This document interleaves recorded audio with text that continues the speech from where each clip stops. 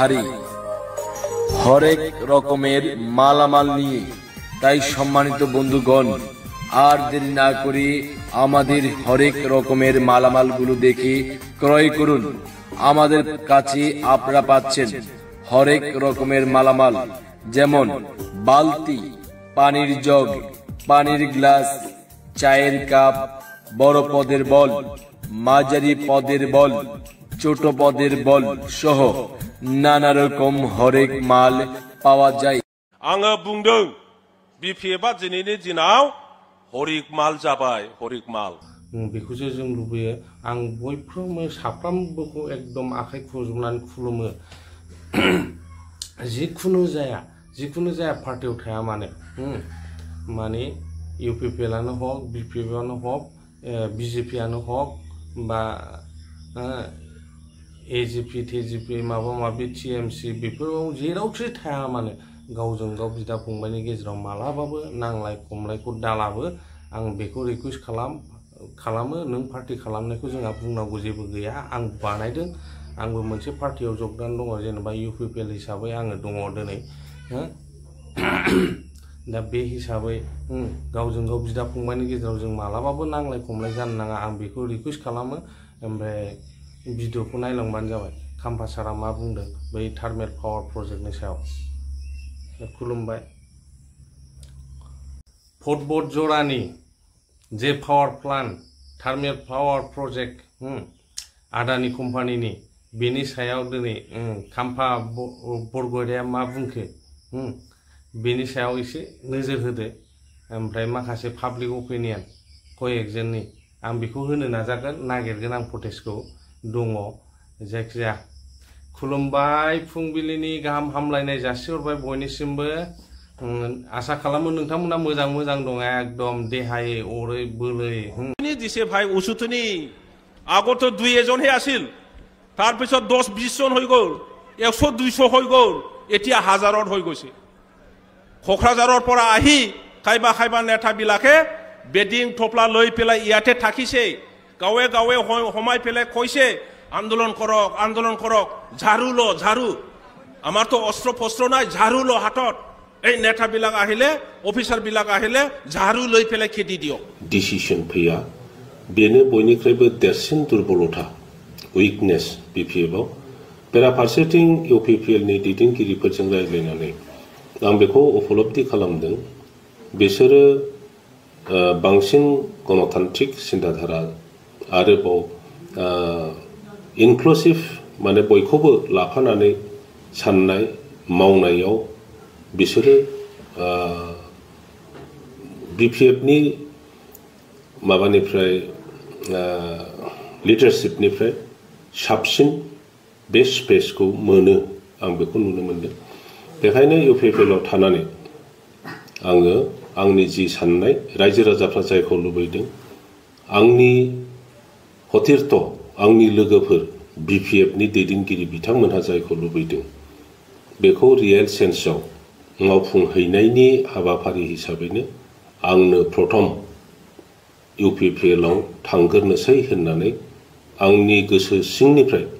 बिबेकआव सिद्धान्त लानानै आं बे खामानिखौ मावसिगोन। আজি চাওক গুৱাহাটীৰ মানুহবিলাকে ক'ত কাম কৰি আছে, কোম্পানী। আমাৰ ইয়াৰ পৰা ল'ৰা ছোৱালী মাদ্ৰাছৰ চেন্নাইত যাইছে, বেংগালুৰু গৈছে, ক'ৰবাত কেৰেলাত গৈছে, ক'ত কাম কৰিছে ৰে ভাই? চৰকাৰী চাকৰি দিছে নেকি? সব কোম্পানীত কাম কৰিছে। এতিয়া আমাৰ ল'ৰা ছোৱালী কাম নাপায়। আমাৰ সেই গাৰো মানুহবিলাকে, বড়ো মানুহবিলাকে, বেছিকৈ আমাৰ ৰাভা মানুহবিলাকে, ট্ৰাইবেল মানুহবিলাকে কাম নাই। যি তামোল এটা দুটা গছ আছে বেছি পেলাই কি কৰি আছে? মদ খাই আছে, মাংস খাই আছে, ঘৰ ভাঙি গৈছে না কি হৈছে? ল'ৰা ছোৱালী পঢ়িছে না পঢ়া নাই, ধ্যান নাই, পইচা নাই, কাম পাব লাগিব। এৰি পেলাই জাগা এৰি পেলাই গ'ল কেৰেলাত। এইফালে নিজৰ মহিলা কি কৰি আছে, ল'ৰা ছোৱালী কি কৰি আছে জ্ঞানো নাই। কিয় হ'ল? কাম নাই। গতিকে চবে কাম বিচাৰিছে ভাই। কাম বিচৰাত এতিয়া ইণ্ডাষ্ট্ৰী আহিব বিচাৰিছে। 1 পইচা 2 পইচাৰ নহয়, 40,000 কোটি টকাৰ ইণ্ডাষ্ট্ৰী বনাব ভাই দে 40,000 কোটি আমাৰ তাত সব নাহে লোহা কিনি আনিব অমুক তমুক কিনি আনিব পইচা বেছি ফাঁকে পেলাই যাব আমাৰ এই জায়গাত যিবিলাকে বিল্ডিং বনাব মিস্ত্ৰী কাম কৰিব লেবাৰ কাম কৰিব সিহঁতৰ পৰিয়ালত কমসে কম 40,000 কোটিৰ ভিতৰত 10,000 কোটি টকা আমাৰ জায়গাতে ঘূৰিলে হয় এই পইচাটো আমিও পালো হয় এই কথাটো মানে না নামানে আরে ভাই কোনে আহি পেলাই তোমাক ভাত খুৱাব কাম কৰি খাব পাব এইটোহে আজি হেতুকো যদি নালাগে বুলি কয় কিবা যদি সমস্যা আছে এই সমস্যাৰ সমাধানৰ ৰাস্তা আছে কথা পাতি পেলাই কি ৰাস্তা কৰিলে মানুহবিলাকে কষ্ট নাপায় কাৰোবা মাটি যাব এই মাটিটো কাৰ ভাই হা দে আপুনি আউগ্ৰি লিছে নঙা আউগ্ৰিনা লাবাই ইয়াৰো তো পইচা পাব লাগিব পইচা নিদিয়াৰ কথা কোৱা নাই আপনার তামোল গছ আছে ইয়াতো কম্পেনসেশন পাব লাগিব রাবার গছ আছে কম্পেনসেশন পাব লাগিব সরকার এই জঙ্গলর কয়েকটা শাল গছ আপনার বাউন্ডারিত আছে ইয়ার কারণে পয়সা পাব এতিয়া যদি আকৌ এইবোৰ কাম কৰিব নিদিয়ে আৰু পিছত কয় বিটিআর সরকার ফ্ৰমৰ বড় চাকৰি দিয়া নাই চাকৰি দিব নোৱাৰে গতিকে তেনেকুৱা সরকার আমাক নালাগে এই বিটিসি আমাক নালাগে বলে কলে আপনার লৰা ছোৱালী চাকৰি পাবনে আপোনালোকে যাই থাকিবৰ কাৰণে কিবা কাম কৰিব পাবনে মইতো দেখা নাই কোনবা মুসলিম মানুহ আন্দোলন কৰাটো মই দেখা নাই কোনবা ৰাজবংশী মানুহ আন্দোলন কৰাটো মই দেখা নাই আরে আমার বড় বিলাকে আন্দোলন কৰিবৰ কাৰণে আন্দোলনৰ নামত ৰাস্তাত ওলাইছে নাকি নহয় উচুতনি দিছে ভাই উচুতনি আগতো 2-এজনহে আছিল তাৰপিছত 10-20 জন হৈ গল 100-200 হৈ গল এতিয়া হাজাৰত হৈ গৈছে খোখৰাজাৰৰ পৰা আহি খাইবা নেতা বিলাকে বেডিং থপলা লৈ পেলাই ইয়াতে থাকিছে গাঁৱে গাঁৱে হমাই পেলাই কৈছে আন্দোলন কৰক ঝাড়ু লো ঝাড়ু আমাৰ তো অস্ত্ৰ ফস্ত্ৰ নাই ঝাড়ু লো হাতত এই নেতা বিলাক আহিলে অফিচাৰ বিলাক আহিলে ঝাড়ু লৈ পেলাই খেদি দিও এইটো হয় এইটো কি সভ্যতা হয় নেকি হা আপনার ভবিষ্যৎ নির্ণয়ের কাম হেতু হয় নাকি লাভ নাই আজি ৰখাব নোৱাৰে আমাৰ এই গরিব দুখীয়া মানুহ বিলাকক আপোনালোকক চাই পেলাই সরকারে যি পদ্ধতি লৈছে ইয়াৰ পৰা আৰু পিছুৱাই যোৱা নহব কাম নালাগে নাকি দাদা হা আমি তো বুঢ়া হৈ গলো যিকোনো প্ৰকাৰে আমি খাই মৰিব পাৰিম আপনার লৰা ছোৱালী কি কৰিব হা আজি আপনার জামাই কাম নাই আপনার ছোৱালী কাম নাই কি কৰিব আমার নাতিনি এইবোৰ কি কৰিব হা কি কৰি খাব আমাক লাগিব ইমান ডাঙৰ এটা কামটো যদি এতিয়া ইঞ্জিনিয়াৰিং কলেজ পঢ়া কোকৰাঝাৰৰ ইঞ্জিনিয়াৰ কলেজ হল তাতে ইলেক্ট্ৰিক্যাল ইঞ্জিনিয়াৰ কমসে কম বিটিসির 100-200 জন মান এনে বহি আছে সাইটেড পড়া ইলেক্ট্রিক্যাল ইঞ্জিনিয়ার বিলাকে এনে চাকরি নাপায় বহি আছে IIT পড়া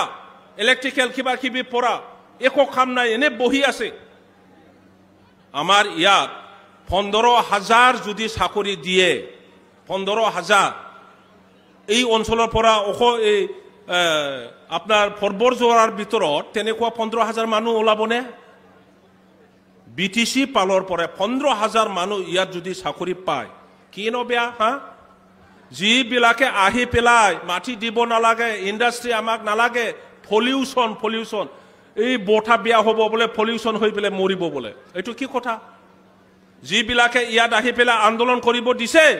তেখেতসকলে চালাকাটিত কৰিছে চালাকাটিত কাম কৰি আছে বেলেগ ইণ্ডাষ্ট্ৰি নাই এই চালাকাটি ইণ্ডাষ্ট্ৰি চালাকাটিটো সৰু এইটো ডাঙৰ কোনে বনাইছে চালাকাটি যিটি থাৰ্মাল পাৱাৰ কোনে বনাইছে এই যে বনোৱা মানুহ এজন এই যে কাম্পা বৰগিয়াৰী এজন মৰিছিলে 20-25 বছৰ এনে পৰি থাকিছিল ইণ্ডাষ্ট্ৰি বিটিসি হোৱাৰ পিছত আমি প্ৰাইম মিনিষ্টাৰ মনমোহন সিঙক ৰিকুৱেষ্ট কৰিছো যে আমাৰ জাগাত ইণ্ডাষ্ট্ৰি নাই BRPLG ইণ্ডাষ্ট্ৰি ঢালিগাঁও 50% সাবসিডি দি পেলাই আপোনালোকে সেইটো কোনো ৰকম ৰক্ষা কৰিলে এতিয়া ভাঙা চিঙা হৈ পেলাই সালাখাটি যি থাৰ্মাল পাৱাৰ এইটো এনে পৰি আছে আপুনি যিকোনো প্ৰকাৰে সেইটো ৰিভাইভ কৰক বোলে আমি চন্দন ব্ৰহ্ম মই বিশ্বজিৎ দৈমাৰী আৰু কয়েকজন নেতাবিলাকে গৈ পেলাই আমি অনুৰোধ জনাইছো মনমোহন সিং প্ৰাইম মিনিষ্টাৰক তেখেতে অফিচাৰবিলাকক মাতি পেলাই সেইটো চাব দিছে ভাল কথা এইটো সময়ত সারা ভাৰতত এই খাৰেনৰ পাৱাৰ সেক্ৰেটাৰী আমাৰ ব্ৰহ্ম আছিল ব্ৰহ্ম এই গোসাইগাঁৱত বড়ো মানুহ IAS অফিচাৰ তেখেতে আহি পেলাই চাই গোটেইটো কৰিছে এতিয়া সালাখাটি ইণ্ডাষ্ট্ৰী ইয়াৰ কাৰণে হৈছে হাজাৰ হাজাৰ মানুহে তাতে কাম কৰি আছে তেতিয়া নাম লৈছে আমাৰ মাননীয় সন্মানীয় আমাৰ ইএম ৰঞ্জিত বসুমতীৰে কয়েকজন মানুহৰ ব্যক্তিৰ নাম লৈছে ভাল ক'ব লাগিব যি লাজ নকৰে নেকি যি মানুহবিলাকে সালাখাটি ইণ্ডাষ্ট্ৰীত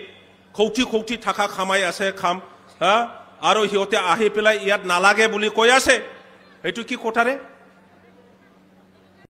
आङो बुंदों बिपिएफआ दिनैनि दिनाव हरिकमाल जाबाय हरिकमाल সম্মানিত ভাই ও বন্ধুগণ আমরা এসেছি আপনাদের ধারে হরেক রকমের মালামাল নিয়ে তাই সম্মানিত বন্ধুগণ আর দেরি না করে আমাদের হরেক রকমের মালামালগুলো দেখে ক্রয় করুন আমাদের কাছে আপনারা পাচ্ছেন হরেক রকমের মালামাল যেমন বালতি পানির জগ পানির গ্লাস চায়ের কাপ বড় পদের বল মাঝারি পদের বল ছোট পদের বল সহ নানা রকম হরেক মাল পাওয়া যায় आङो बुंदों बिपिएफआ दिनैनि दिनाव हरिकमाल जाबाय हरिकमाल সম্মানিত ভাই ও বন্ধুগণ আমরা এসেছি আপনাদের ধারে হরেক রকমের মালামাল নিয়ে তাই সম্মানিত বন্ধুগণ আর দেরি না করে আমাদের হরেক রকমের মালামালগুলো দেখে ক্রয় করুন আমাদের কাছে আপনারা পাচ্ছেন হরেক রকমের মালামাল যেমন বালতি পানির জগ পানির গ্লাস চায়ের কাপ বড় পদের বল ইলেকশনাथ' फैबाय इलेक्शननि दोहौखौबो नुबाय ससियेल मिडियायाव दिनै एकदमबारे ससियेल मिडियायाव जाजेनबाय आरोना ओरै गामि गामि जाथ'वाखै जेनेबा दे रेलि थेरि जाथ'वाखै दा ससियेल मिडियायाव एकदम फुरा हांगामा जागासिनो दं एकदमबारे गावजों गाव ना जेबो नङा बयहाबो गावनि पार्टिखौ माबानायनि खोथा दङ खिन्थु दिनैनि समाव माने जेबो गोनो गोथो जानांगौ गैया इउपिपिएलआ एकदम एबसुलेट मेजरिटि जाय मेजिक नाम्बार होनो 21टा ओमफ्राय 21टानि बारा 40टा समष्टि नालाय 21टा जानांगौ होमबानो जोङो सरकार दानो हायो दा मेजिक नाम्बारखौ माने इउपिपिएलआ आरामसे मोनबावो इउपिपिएलनिफ्राय बुंनो थाङाखि 30टा 40टा 50टायाव देरहागोन 40टायाव देरहागोन बुङा खिन्थु मेजिक नाम्बारा एबार जोंनि इउपिपिएलनाव फैबाय एकदम खुनु खोथा गैला एबार जोंनाव फैबाय ओंखायनो रायजो राजाफ्रा गोनो गोथो जानाङा फै दानो सम दं जगदान जाफै जोंनि इउपिपिएलआ एकदमबारे मोजाङै नोंसोरखौ बरायनानै लागोन इउपिपिएल जानानै खामानि मावफै दिनै बिपिएफआव सोर दंबावो रावबो लिडार गैला फैगासिनो दं आरो फैनो थांगासिनो दं लाइन लागासिनो दं मिथिबाय एसे माबाखौल' नेदों इलेक्सन नैबे डिक्लेरेसनखौल' नेदों बे डिक्लेरेसन जाबाय होमबाथाय एकदम हाबनाया फाग्लासो जोङो आर'नाइ जोबजोबगोन जोंना मिथिबाय आर'नाइ जोबगोन दा अर्डार होनानैसो दोनखानांसिगौ जा इउपिपिएलनि लिडारफोर आर'नाइ ओमफ्राय बे इउपिपिएल टेगआ बेफोरखौ एकदम फ्लेग बायदिसिनाफ्रा रेडि दोनखादो एकदमबारे लोब लोब लोब लोब ओरै मोस्रोमा दैबाना जायोबा जेसेबां दावखोयोना बेफोरबायदि हाबसिगोन एबार इउपिपिएलआव फुराखा एकदम 100% खा आरो बेबायदि हाबगोन बाट नांगाल खालामनानै मा लाब दंबावो देरहायै जायगाजों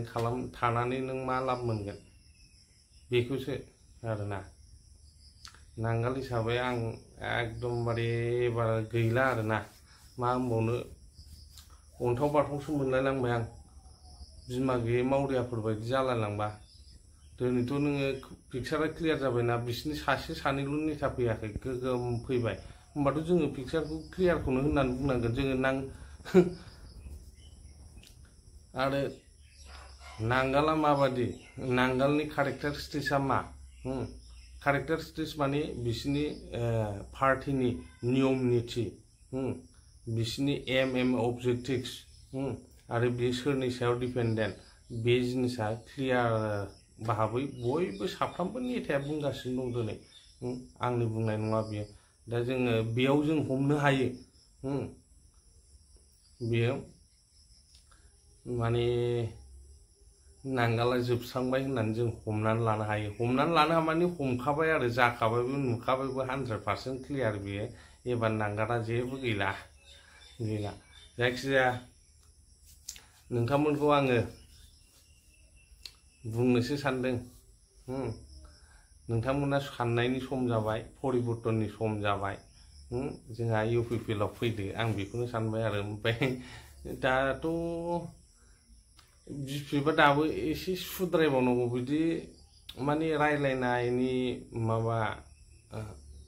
मा होनोमोनलाय रावफोरखौ सोलायनांगौ बुंनायनि रावफोरखौ सोलायनांगौ अपिनियन लिरनायखौ सोलायनांगौ आं दिनै UPPL बानायनानै खोथाफोर UPPL जानानै आं खोथा बुङो मानो होननानै बुंबा आङो UPPL सासे कर्मचारि जेनेबा मावो आङो UPPL खालामो आं बुंनांगोन जोंनि एडभान्टेज जोंनि मा होनोमोनलाय मोजां खामानिफोरखौ आं बुंगोन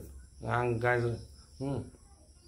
जोंनाव गाज्रि खामानि गैखाया जोंनाव मावनायानो गैखाया गाज्रि खामानि जेबो मावनाय गैया जोङो माबेखौ जों क्रिटिसाइज खालामनो जोंनि पार्टिखौलाय जेबो गैया जोंना एकदम क्लिस्टार एन्ड क्लियारखा एकदमबारे एकदम स्रां एकदम नुस्रांजोबनाय ट्रेन्सपारेन्ट सरकार मिथिबाय जोंना खुनु दोनखोमानाय गैया जा मावदों नोंथांमोननि सिगाङावनो मावदों दा बे हिसाबै आं मा बुंबावनो दा नोंथांमोना नोंथांमोननि अपिनियन होनांगोन नोंसोरो बाथ्रा दान्थेफैनांगोन माबायाव मा होनोमोनलाय नोंस्रा मा मावनो लादों मा मावबोदों बिसोरनि सायाव नोंसोर बुंबाय था आंखौ रायनानैथ' जेबो लाब गैयाना आंखौ रायलायनानै जुदि हाग्रामाया सिब जायोबा आंखौ रायबाय था जेबो खोथा गैया आरो सोरखौबा बुनानै जुदि हाग्रामाया सिब जायो बे मालाबाबो जानो हाया बे गावबागाव फासिनानै लागोन सेंग्राफोरा आं नोंसोरखौ खावलायो जे नोंसोरो डिसप्रिट जानानै सानब्रेनानै लोंनानै जानानै नोंसोरो खामानिखौ मावनो नाङा सोरखौबा बुनाय सोरखौबा धमखि होनाय दिनैनि दिनाव जेलनि आलासिसो खालामो जेलाव नों दिनै बुनानै थांगोन नों देरहानानै थांगोन आरो नों बुगोन आरो नोंखौबोथ' टारगेट लाफिनगोन ना बुजाग्रा मानसिया दा नंखायनो जों मानो बिदा फंबायनि गेजेराव जों खुनु नांलायनाङा पलिटिक्सआ रावनिबो नङा रावनिबो आंगो नङा दिनै नों BPF खालामदों जानो हागौ बा UPPL खालामदों जानो हागौ गाबोन समफोर नोङो बारा उल्था बारबा नों सोलायगोन ना सोलाया लिडारफ्रानो सोलायो होमबा नोंसोर मानो सोलाया होमबा मानि थाखाय जों गावजों गाव नांलाय खमलाय दावराव दावसि मानि थाखाय पार्टी देरहानाय पार्टीखौ देरहानाय फोथांनानै लाखिनाया सोरखौबा बुनाय सिगि सख' धमखि खालामनानै बे फैया जाया मालाबाबो जाया बियो सिगिनानै सोरखौबा भट मोनगोन मोना सिगिनानै सोरखौबा भट मोननाय नङा दिनैनि समा ओरैबादि माने गोरों गोजा गथ'फोर दंखासै दानि गोदान भटार्सफोर गावहानो साननो हानाय केपासिटि दंखायो नों बेखौ गोदोनायाव हमनानै सरसोमनानै बुनानै हानाय नङा नंखायनो बेफोरबायदि जोङो कालचारखौ गारनांगौ पलिटिक्सखौ जों पलिटिक्स खालामनांगौ जोङो गावबागावनि मिशन भिजनखौ जोङो माबानांगौ खोन्थानानै लानांगौ बुंनांगौ पाब्लिकनि गेजेराव लाबोनांगौ ट्रेन्सपारेन्ट जानांगौ बेखौसो जों लुबैयो आं बयफ्रोमबो साफ्रोमबोखौ एकदम आखाइ खबजबनानै खुलुमो जिखुनु जाया पार्टियाव थाया मानो माने इउपिपिएलआनो हक बिपिपिआनो हक बिजेपिआनो हक बा एजिपि टिजिपि माबा माबि टिएमसि बेफोराव जेरावखि थाया मानो गावजों गाव बिदा फंबायनि गेजेराव मालाबाबो नांलाय खमलायखौ दालाबो आं बेखौ रिकुवेस्ट खालामो नों पार्टि खालामनायखौ जोंहा बुंनांगौ जेबो गैया आं बानायदों आंबो मोनसे पार्टियाव जगदान दङ जेनेबा इउपिपिएल हिसाबै आङो दङ दिनै दा बे हिसाबै गावजों गाव बिदा फंबायनि गेजेराव जों मालाबाबो नांलाय खमलाय जानो नाङा आं बेखौ रिकुवेस्ट खालामो ओमफ्राय भिडिअखौ नायलांबानो जाबाय खाम्फा सारा मा बुंदों बै थार्मेल पावार प्रजेक्टनि सायाव खुलुमबाय।